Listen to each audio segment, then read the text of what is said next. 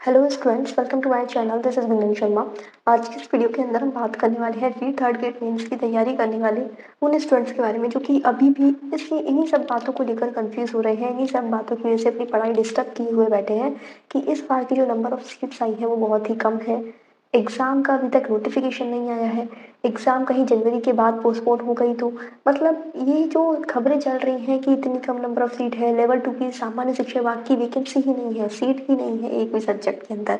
सारी संस्कृत शिक्षा विभाग के अंदर है, वो भी मात्र गिनती की, क्योंकि उसके अंदर भी जब लेवल 2 के अंदर हर सब्जेक्ट की सीट जब बढ़ जाती है तो मात्र कुछ गिनती की ही सीट रह जाती है हर स्टूडेंट्स के लिए, क्योंकि जो भी स्टूडेंट देखेगा वो केवल अपनी सब्जेक्ट की सीट देखेगा कि हाँ मेरे सब्जेक्ट में कितनी सीट आई है। तो ये जो कन्फ्यूजन चल रही है कि डीपीसी हो गई, आगे पद बढ़ने के चांसेस हैं या नहीं, मतलब लेवल 2 के सामान्य शिक्षा विभाग की जो पद है वो इसी जनवरी वाली एग्जाम के अंदर ऐड होंगे या फिर आगे इसके लिए नई वैकेंसी आएगी। तो इतनी सारी बातें, इतनी सारी वीडियोस के अंदर जो अलग अलग टीचर बता रहे हैं ये हो सकता है, ये हो सकता है, इन सब खबरों में जो उलझ गया वो उलझ के ही रह जाना है, क्योंकि इस वक्त जो स्टूडेंट्स इतने कम नंबर ऑफ पोस्ट होने के बाद भी अपनी मेहनत पे, अपनी पढ़ाई पे फोकस किए हुए हैं, वही स्टूडेंट ये जो कम नंबर ऑफ सीट्स हैं इन पर सिलेक्शन ले जाएगा। इसलिए आप सभी स्टूडेंट्स जो भी रीट थर्ड ग्रेड मेंस की तैयारी कर रहे हैं, चाहे लेवल 1 हो चाहे लेवल 2 हो, आप सभी स्टूडेंट्स की यही रिक्वेस्ट है कि यदि आप चाहते हैं कि आपका इस बार ये जो